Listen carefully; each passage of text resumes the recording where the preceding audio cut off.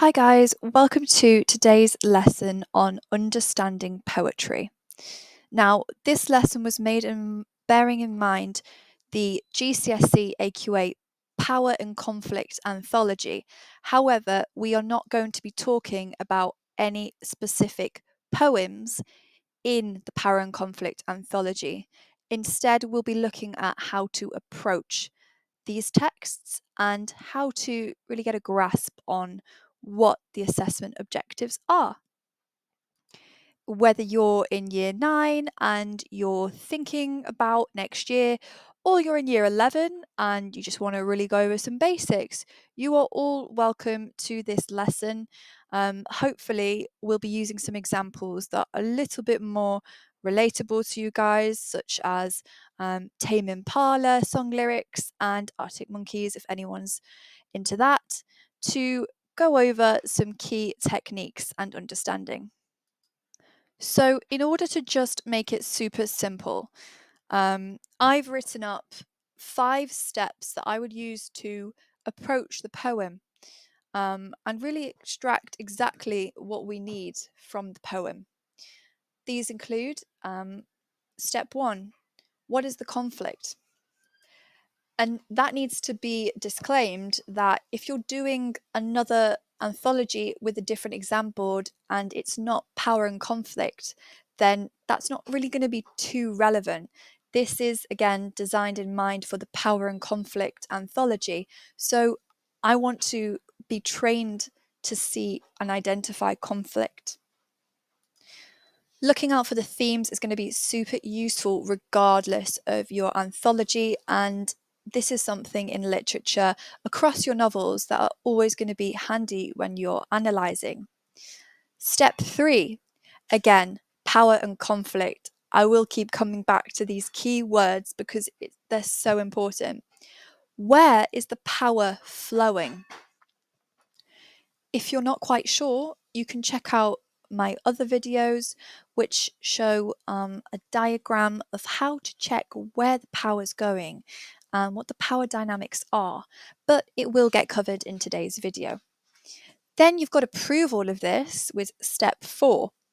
But we don't just want to prove language techniques or structural techniques. We want to have a combination of both. And step 5, of course, what is the context? Firstly, let's make sure we define what conflict is. There can be a preconception that conflict is literally just war, or how we're shown it in battle and literal conflict between countries. But conflict is actually everywhere, and it can be a lot more casual than that, including you and your sister both wanting the same thing, like the last cake or the last muffin, and you both want it, but there's one piece and you don't want to share it. So you guys are then in a position of conflict, even if it's over something really petty. Therefore, we could define conflict as something when two different ideas, interests, or forces collide. So, a storm versus the people, a soldier versus the enemy, poor people versus the government, or a general misalignment in what somebody wants versus what they get. And this is speaking specifically about poetry, not really in general. But if the voice seems to not be where they want to be or miss home, such as the emigre, then there's kind of a conflict in what they want and where they are. Let's be super tight on some key definitions as well. So, structure and language. Structure, we're looking at how the poem is held together and experienced visually and audibly. What do the stanzas look like? Is there rhyme? Is there repetition? What is the fluency of it like? Does it flow with enjambment? Is it carry over from line to line? Or is it punctuated? And are there stops in it, like caesura? Often, students can get confused with what comes under structure and what comes under language, but it's quite important to make the distinction early on. When we look at language, we're looking at the kinds of words and imagery as well. that's created by language techniques. The more specific you can be about the words that you're analysing, the better. If you know that the word she is a personal pronoun, say it, say it. Don't be afraid to show off what you know. If you recognise that a certain group of words related together can be called a semantic field, say it. The bougier the better. And a top tip is when we talk about the perspective of the poem and who is telling the story, we're always going to use poetic voice. We're not really keen on narrator, writer, and of course not author, because author is for a novel or not play, but for a novel or a novella, and a poet is always what we use talking about poetry. So just be super sure on those basic things. For those of you who may have noticed, I am missing meter on the section for structure, and that is deliberate, because if students get confused by it, I often encourage them to lean into other structural aspects as to not make a mistake if they misidentify iambic pentameter. However, it is worth noting you can't just say whether it rhymes or not. There is some more detail required to get the points that you need here. So, is it a quatrain? Is it an A-B rhyme scheme? Are there rhyming couplets? Are there rhyming triplets? Is the rhyme scheme, is it irregular? It won't be good enough, unfortunately, to just say that the poem rhymes. So if you know all this, that's absolutely great. But if you want to jot some things down, even so you can just distinguish what structural aspects are from language aspects, then we are going to begin our starter, and it could be useful to have this still in sight when we read the following. So for today's examples, I've chosen The Less I Know The Better by the Wallows. I was originally making this presentation for a student who really liked the Wallows. Oh no, this is Tame Impala. I apologise. Getting that all mixed up now. But the songs were the preference of the student, so I've lent into that, and I know it might not be to everyone's taste. But this is what we'll use as an example. I personally really like this song actually. And let's have a read together. Keeping in mind, I want to think about those questions, those 5 steps that hopefully you've got in front of you or written down. What is the conflict? What are the themes? Where is the power flowing? Can you identify anything structural about this this section? And what are the language techniques used? And this is going to be a little bit trickier because in songs, perhaps this song doesn't actually have too much imagery or imagery techniques. I'm not seeing metaphor. I'm not seeing, simile specifically. But there are things you can pick up on, which might be just a little harder to comb out. So here we go. This is what I'm asking. Who's got the power? Is it the voice? So thinking about the voice and their position in this all, are they empowered? Are they disempowered? Does somebody else have the power over them? Let's actually read that back together and just kind of see what we think. So someone said they left together. I ran out the door to get her. She was holding hands with Trevor, not the greatest feeling ever. Said, pull yourself together. You should try your luck with Heather. Then I heard they slept together. Oh, the less I know, the better. The less I know, the better. And that is so weird to say and not sing, but I'm not going to embarrass myself. So then thinking about that, just take a moment. Who's got the power? What's the conflict? What are the key themes? Can you name a structural aspect? Can you name a language technique? Pause the video. Let's take a look at the answers then. So the voice does not have power. he does not have power. We're assuming he is sang by a he, but the voice does not have power. He allows the girl to have power over him. So it's not particularly clear if it's Heather that is the girl. In fact, it's more likely that that's another girl his mate's trying to encourage him to move on with. So we don't have a name for the girl, but we know from the pronouns that there is a girl, or can only assume. And so therefore there is a girl that has power over him. Then the actual conflict. So what are the two ideas? Remember thinking two ideas that collide, two forces that collide, two different interests that aren't marrying up. And that is definitely going to be the fact that the voice is getting rejected. And the voice likes a girl that doesn't like him back. So those are the two different interests. A girl doesn't want to be with him. He wants to be with a girl. Also, he's having real trouble processing this. So, in addition to that, he's in conflict with himself, which, through denial, he's feeling he's denying these emotions. The key themes then are going to be sort of rejection, betrayal, love, just those key buzzwords that you're thinking of when you read a poem, and what you get from that. Structurally, thinking about rhymes, every line rhymes.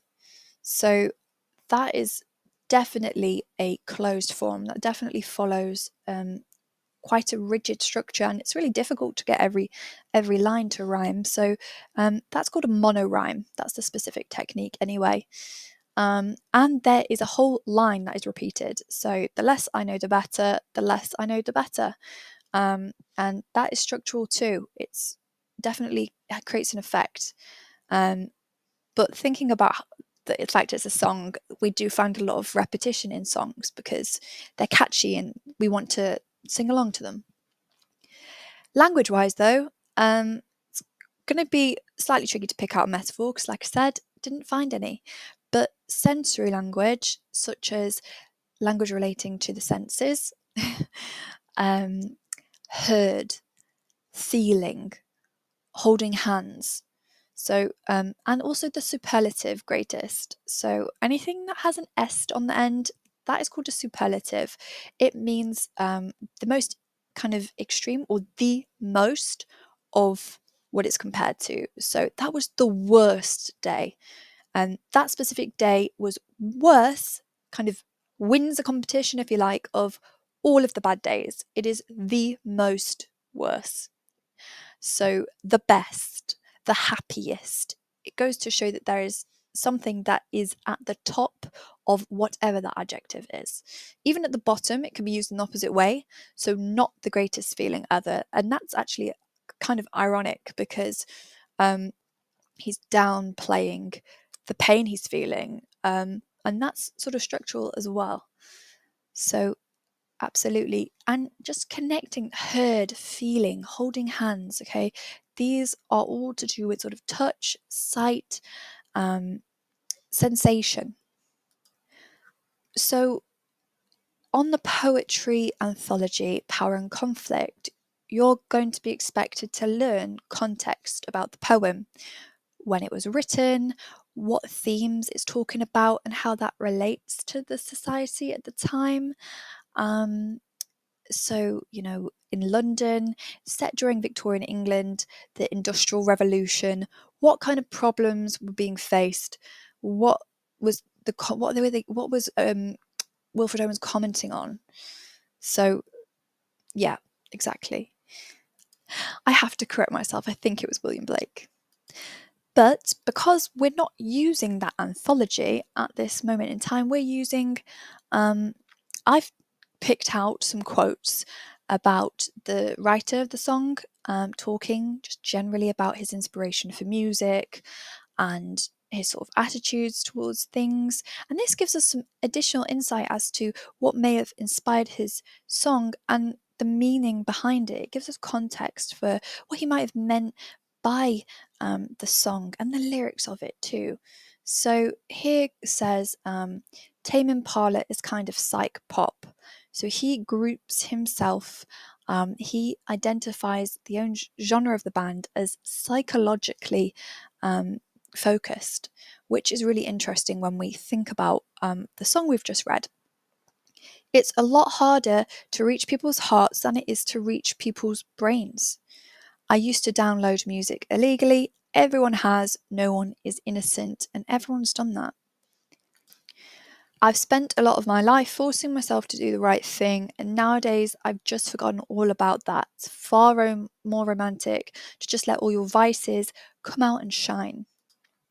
So some of those quotes seemed a little bit random and a little bit left field, but nothing really is when we're trying to get in the mindset or the frame of mind of the writer or the poet, because these ideas and opinions are likely going to be connected to what they've written. So how could these quotes impact how we read the song and how we think about how the song was intended to be listened to? Through these quotes, we can tell that Kevin Parker wasn't that concerned with morality or what is wrong and what is right. I'm going to refer to the quote about easier to reach people's minds and reach people's hearts, and his interest in psychology. Psychology doesn't really care so much about blame, that's ethics. But psychology concerns itself with cause. So, why do people think like they do? Why do people act like they do? And if every behaviour has a cause, then it helps us to prevent certain behaviours that can be harmful or threaten society. So, psychology is quite neutral in that sense. It's more about fact finding and kind of the the objectivity of behaviour in a scientific way, rather than saying, oh, this girl went off with a different boy, and I'm putting any blame onto the girl for that. It's something that happens. People form attachments to people who aren't interested back, and I think these quotes kind of suggest that Kevin Parker is more interested in the experience of the man and the experience of the voice who is facing rejection and how that is triggering or affecting him. Therefore, we can kind of take away that the point of the song isn't necessarily about how bad the girl is. The girl doesn't even have a name, but it's more likely to be about how, as humans, we can get attached to things that don't work out. The song prefers to follow that experience and how the character expresses his pain from a psychological perspective. It's not trying to blame anyone for an inevitable human experience. And Tame Impala, again, so the word vices was used, and this is all about grittiness and people's kind of flaws. Perhaps somebody sort of smokes or drinks to cope with emotional pain and they're not proud of that. Perhaps that is a vice. That could be an example of a vice for somebody who isn't in control of that behaviour but uses it to cope, even though it ends up hurting them. So, going back to this quote, vices, he celebrates that. And he actually kind of takes the position of, you know what, like life is full of gritty, dark bits, and you have to sort of celebrate that or represent emotional pain and represent the times when things don't work out or don't go great. Now we have the context. We can think again about the techniques we may or may not have picked out. So we definitely identified repetition. We definitely talked about rhyme. Everything rhymes. That's a monorhyme. We've not so much talked about enjambment. Kind of there is lines flow onto another. So I'll point that out to you guys. But you may have noticed direct speech where this other persona comes in and says, pull yourself together. So we don't know who that person is, but that is direct speech, and that is imitating somebody speaking to the voice in the song.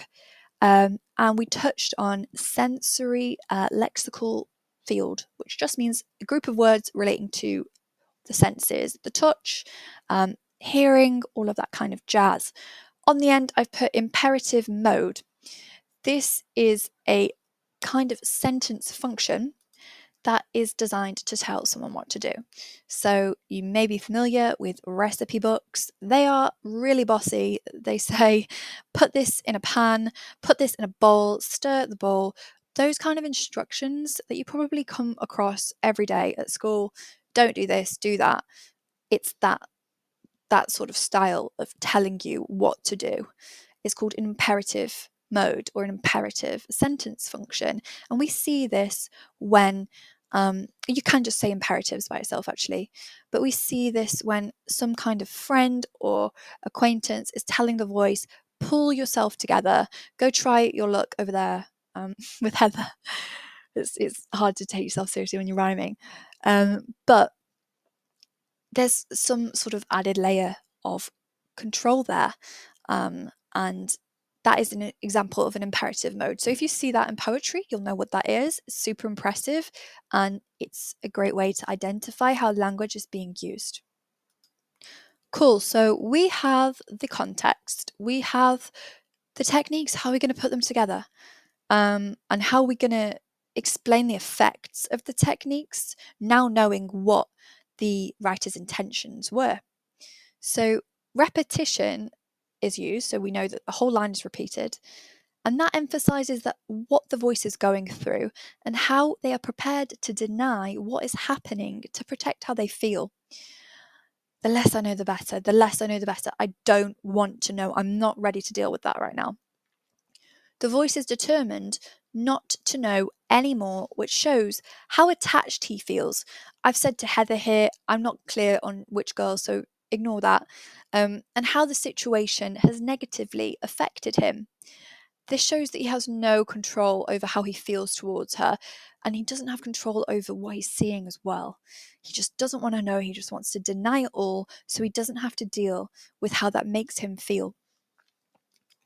Hopefully, we're thinking about, again, how Tame Impala and Kevin Parker have talked about their interest in psychology, because this is an example of how they have demonstrated psychology through a language technique. The repetition of that line shows and paints the picture of somebody in that pain, in that psychological pain. But also keep in mind it's a song, so we have to think about why repetition might be used by someone writing a song. So that's how it's a little bit different from poetry. But we do have rhyme, and every word of the line, every word at the end of each line rhymes. Again, this is going to make something really catchy, so make sure you keep that in mind. But from a psychological point, this can show how the voice is stuck on a loop of obsessing over this girl. She is at the center of his world, and he can't move past the event of betrayal. He is stuck in a loop of processing it. Everything comes to the same sound. Better, Heather, together. He can't get out, and it goes to show he doesn't have that control. Okay, so thinking about control now, and thinking about power. He really is powerless, and he really doesn't have control. Again, direct speech.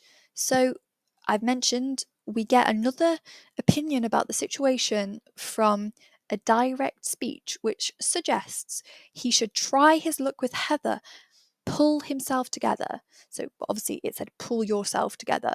I've changed that. So someone is telling him what to do. And I've told you a couple slides ago that this is called imperative language. So if you can recognize that, great, use it. This gives the voice less control and power, because now not only is he out of control of his emotions, out of control of the girl that he really likes, he is now facing this additional pressure to shrug off how he feels and deal with it regardless of the pain that it's causing him. He's getting asked No, he's getting told to act a certain way, like man up, deal with it. Another person is telling him what to do, and this suggests that another person has power over him in addition to Heather. So we have Heather, well, the girl, mysterious girl, and now a mate who feels like he can offer him advice, but actually in quite a bossy way and saying, this is what you need to do, which is going to have influence over him because he's feeling quite vulnerable. So it could be a friend that he trusts. We don't know. But either way, this person feels comfortable giving him advice and telling him what to do, expecting that he's going to take it, even when this voice is in a vulnerable position to be making any kind of decisions, especially like starting a conversation with another girl or, etc. Okay, sensory language. So what we've just looked at before was kind of more structural. Now we're moving on to language techniques. Sensory language. So we've talked about this. Words like holding hands, heard, feeling can demonstrate how the voice feels surrounded by pain. If it's everything you can smell, everything you can touch, everything you can taste, one continuous thing. He's heard that they've slept together. So someone's told him that. He's feeling this not the greatest feeling ever. So it's talking about how it makes his body feel. And meanwhile, they're holding hands and they're getting closer through touch. But we're experiencing this as a very sensory experience. And also he's running out the door to try and get her. So it's very physical. It's all about senses and sensory input. So this might suggest that the voice feels this experience in a physical way. And the girl he likes is getting closer to Trevor in a physical way as well. So they're holding hands and sleeping together, which means that this sort of suggests love and rejection is a physical experience for everybody involved. And that could be the implication from Tame Impala, especially when we're considering psychology as well and how that's linked with the senses. Now, you are never going to get a question like this on your exam paper. How does Tame Impala present power and control in the less I know the better? But you're going to get a question like this without Tame Impala and without the less I know the better, and it's going to be a comparative question about one of the poems in your anthology. It's going to ask you to compare it to another poem as well. One of the best ways you can organise your response would be, number one, the themes, comparing the themes of two different poems, exploring the themes and how they're represented. Number two, language. So making sure you're crystal clear on what the differences between structure and language is. In our example, we've seen sensory lexis. So lexis is a name for a group of words, and imperative language. And we've already made the connection. Imperative language is making the voice feel like he has a lack of control, or he does have a lack of control because other people feel in a position to tell him what to do. Sensory lexis, such as the sensory words we've talked about, this also makes the voice feel powerless because he feels surrounded. He cannot escape. He's hearing it, he's feeling it, he's running to go and get her. It is completely consuming and there is no escape, unfortunately. So it is quite a sad song when we think about it like that. Structure. So every line has rhymed, and this can show that he doesn't have control of his thoughts because it's all coming back to the same thing, and the repetition as well. It repeats, his thoughts are repeating. He's stuck there. He can't move past it just yet. And that is kind of how we would answer this question. And we'd obviously be a bit fancier. We'd have an intro, we'd have an outro, aka conclusion. And usually we would kind of be comparing this to. So you'd be thinking about in this paragraph what the themes are for both poems, etc., etc., how they're the same, how they're different. But these are what we'd be thinking about. Now, because I want to sort of show you this in a different way, and because you'll be comparing poems, we've had a really quick look at Riot Van, and thinking about how this is different, because the less I know the better is very structured, it's very repetitive, the sounds are the same, it's very tight in a way, it's quite, yeah. However, this has a little bit more ambiguity. It's not so, of course, there's patterns, of course, we see rhymes, but they're not kind of that familiar. There are sort of rhyming triplets here. You might have heard the word couplets, but here there are a series of 3 rhymes in a row. And yeah, I mean, off the bat, guys, how would you think about what the conflict is in this song? Because there are going to be different themes and a different conflict and power dynamics as well. So I'm going to pause it. Let's have a think and then we'll talk about it. Okay, so the conflict, which can be, we're talking collision of ideas, collision of interests, collision of forces. The way we see that in this song is youth, kind of like teenage lads versus the police. And there's a conflict of interest because teenagers just want to kind of have fun, mess around a little bit, maybe cause some trouble. The police, their job is the safety of the public, making sure that the law is being followed. And that's not exactly going to get along with some teens who are looking to mess about and rebel in a way. So those two groups have different interests, and they want different things. Typically, we'd be thinking that police generally have sort of the power, but that's not necessarily the case in this song, or at least not how Alex Turner presents the police. We can take a look now, but still ran away though for the laugh. We got the chase last night. Like, it seems as though the guys are getting away with it and have complete control and almost like the chase and kind of want the sort of tease from that. So really in this song, the boys, the teens, they have control. And they sort of have the power, really. They're young, they can run away, they know when to stop, or they can mess about, and they have the advantage of speed, energy, physique. They can get away. It's really just them kind of playing games and coming up with their own entertainment. Plus, they kind of know that the police have got bigger fish to fry. That they're not really doing too much seriously wrong, but they sort of take advantage of that. And the way the police are described as well, silly boys.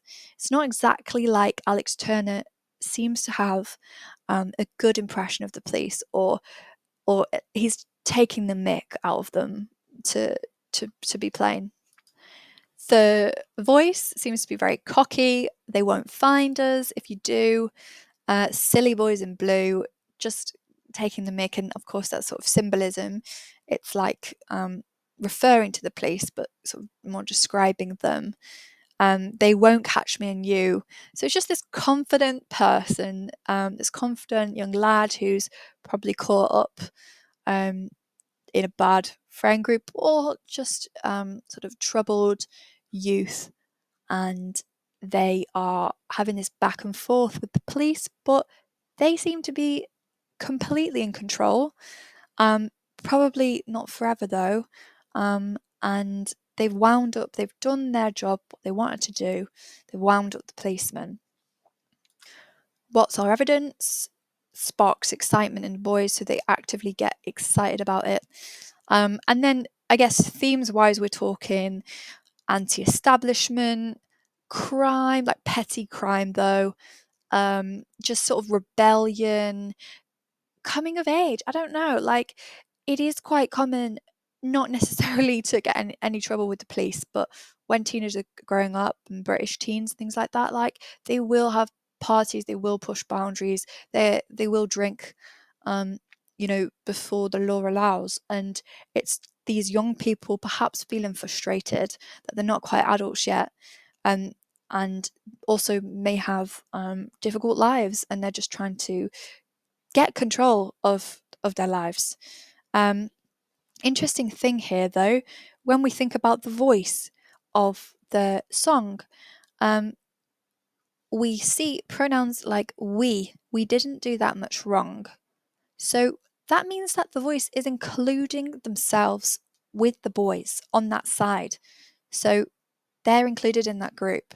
We didn't do that much wrong. They, it's this we versus they thing. So that's what pronouns can be really helpful here, to pick up on that divide and that conflict. They're going to help you to identify that. But we, versus they won't catch me and you. And direct address, they're including as well. They're including the reader or the listener in this. It's like we're all in this big secret together. And they're feeling quite powerful. They're feeling pretty powerful right now. So we've got a conflict, we've got themes, where's the power flowing? We've answered that. Now structure, let's move on to a couple of structural points. Rhyming triplets here. So it's also quite colloquial in a way. But that's part of Alex Turner's thing. He integrates this sort of dialect into it, and it's one of the reasons it's quite relatable to a lot of people. Initially, I found it quite relatable in just the way that he expressed himself regionally, because before that, a lot of famous sort of songs and pop songs were very like American, and hadn't really heard people or artists with my kind of dialect or accent. I don't obviously speak like Alex Turner, but from a similar area, it's nice to hear those little idioms and phrases that you hear all the time, especially in such a successful album. Picking up on it now, we have kind of an imperative here: just stop talking. Please just stop talking. So it's not really asking, it's saying, but they're being a bit polite. So that's like the voice has control. They're telling somebody else what to do. They're telling us what to do, actually, because they won't find us if you do. So we're talking, we need to shut up, because otherwise this big secret is going to get out and we're going to lose. It's a competition. It's us versus them. And so, yep. So that's imperative language right there. We could pick up on rhyming triplets. And is there anything else that immediately stands out? Men with truncheons dressed in hats. It's got discourse markers such as and, but, perhaps. Those are kind of ways that we connect ideas, not necessarily connectives, but discourse markers, almost telling us, guiding us through a story, guiding us through a narrative. So that's also interesting. Oh is kind of like an exclamative. Oh, those silly boys in blue. It's just like saying it to yourself, you're just exclaiming it. And of course, repetition for the laugh, just for the laugh, and that would be a structural technique. So, as I've got here, this would be my 5-step thing, thinking about what we said before. 5 steps. What do we have to approach the poem with? What are we looking for? How are we extracting that? So, who's got the power? Who has the conflict? What is going on as well? That's quite useful to know. Themes, language, structure. So, we have rhyming triplets. I've put an AB rhyme. That must have missed me, so let's go back. Aha! Laugh and hats. Kind of a half rhyme. From men with truncheon dressed in hats, we didn't do that much wrong, so run away though for the laugh. Laugh, hats. That's a stretch, but it is there. So there's rhyme, but it's irregular. And then finally, language, direct address, you, deixis, that and these personal pronouns. Trying to make the voice, kind of trying to make the listener feel included, like saying, oh, these ones, where I said that? Yeah, perhaps these are the ones they should avoid. So it's like we're there with him, which is how we experience the song. Now, again, unfortunately, you're never going to be asked to analyse the Riot Van or any other Arctic Monkeys album, Tame Impala for that matter either. But this is how you're going to think about your poetry anthology with power and conflict. And I would advise that you create something that looks a little bit like this. Also, perhaps with, this is an example of that. With the themes, with the structure, and start ticking off your anthology. If you're in year 9, that doesn't stop you from going and searching up resources that could help prepare you thinking about the anthology, and meaning that revision doesn't really have to be that stressful. You can always kind of get ahead of yourself. But yeah, year 10, year 11, year 12 resits, think about it. Don't get too caught up in the poem. Don't get too close to it. Close analysis is being able to effectively pull out what these are. And as long as you have a couple of things from each and you understand the context as well, being quite important, then you can really get a grasp of the poem and what you are supposed to be exploring in your response. So that concludes today. That concludes today's lesson. It's been a little random. We've taken some songs and examples that are not on the mark scheme, not on the syllabus, but we've taken techniques that will be really helpful. And I hope that if you've had any doubts about poetry or just kind of becoming introduced with the idea, that this has served as a helpful guide to approaching that anthology, even if you don't have it yet. But yeah, it's been a lovely lesson, and I will see you in another video.